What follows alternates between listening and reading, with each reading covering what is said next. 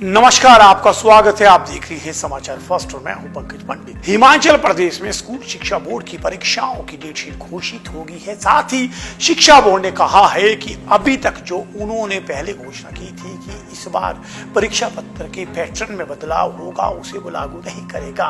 यानी कि इस सत्र की परीक्षाएं पुराने पैटर्न पर ली जाएंगी। यानी ABC सीरीज में 3 प्रश्न पत्र जो है वो बोर्ड डेवलप करेगा और वो प्रश्न पत्र आपको वितरित किए जाएंगे।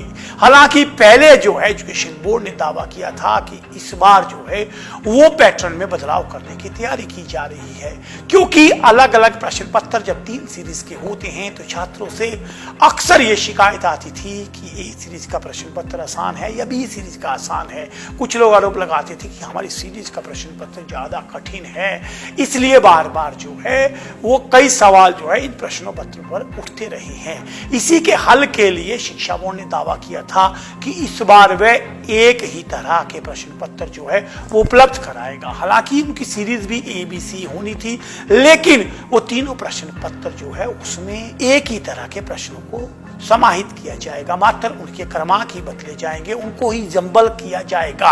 ऐसा जो है दावा स्कूल शिक्षा बोर्ड ने किया था, लेकिन आखिरी समय पे इसे बदल दिया गया है। स्कूल शिक्षा बोर्ड के जो सचिव है मेजर विशाल, उन्होंने बताया कि इस बार पहले की तरह ही 3 सीरीज में अलग अलग प्रश्न पत्र जो है वो डेवलप किए गए हैं और उन्हीं के आधार पर स्कूल शिक्षा बोर्ड 10वीं व 12वीं की वार्षिक परीक्षाओं में परीक्षार्थियों को देगा। तो कुल मिलाकर के जो लोग तैयारी कर रहे हैं उनको बता दूं कि ABC सीरीज के अलग अलग प्रश्न पत्र आपको मिलेंगे और जिस सीरीज का प्रश्न पत्र आपको मिलता है उसी आधार पर आपको उसे हल करना होगा।